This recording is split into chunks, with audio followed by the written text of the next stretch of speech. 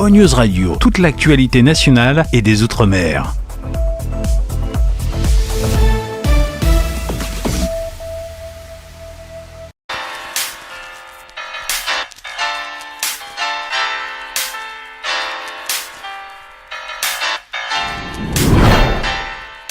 RL Location Automobile. Pour toutes vos locations de voitures et utilitaires en Guadeloupe, faites appel à RL Location Automobile. Avec RL Location Automobile, réservez en toute tranquillité 7 jours sur 7, 24 heures sur 24. RL Location vous propose une large gamme de voitures et d'utilitaires au meilleur prix sur le site internet www.rl-location.com. RL Location, c'est aussi l'assistance et la livraison. Pour tout renseignement, contactez-nous au 0590 10 66 87. RL Location Automobile, la location en toute simplicité. Martinique Actualité. Le père Calabert est décédé, il avait 84 ans. Ses obsèques auront lieu à l'église Saint-Christophe à Kerlis. Rarement une artiste s'est autant moquée du public que l'a fait Aya Nakamura samedi soir au stade Pierre-Aliquer.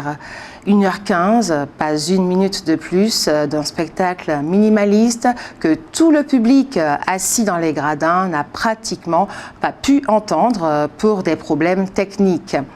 Il avait tout de même payé près de 100 € la place.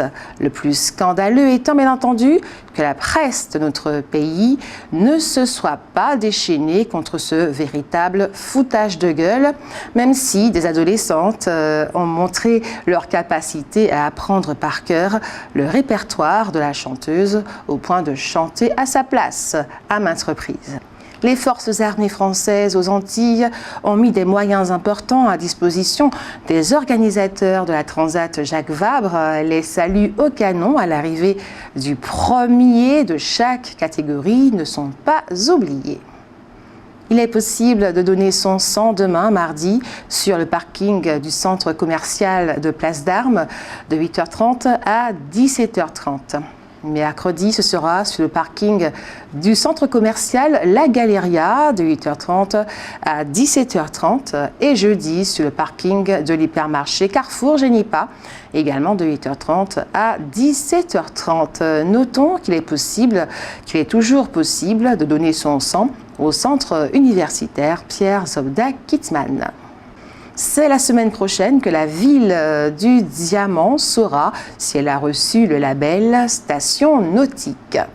En Martinique, comme dans tous les pays du monde, la distribution de l'eau est une question fondamentale car l'eau est un produit de première nécessité. Sa gestion en Martinique relève des collectivités et donc permet de mesurer leur capacité à assumer une mission importante. Jusque-là, le moins que l'on puisse dire, c'est que cette démonstration n'a pas été faite. C'est pour remédier à cela qu'une convention de 4 ans a été signée entre la collectivité territoriale de Martinique et les 3 EPCI. 264 millions seront engagés pour effectuer les travaux nécessaires.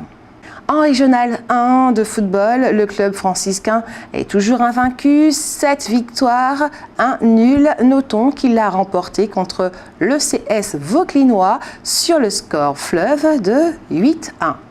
C'est l'équipage Cléache Josse qui, avec l'Ultime, sponsorisé par Maxi Banque Populaire, qui remporte la 16e édition de la Transat Jacques Vabre après 14 jours de navigation.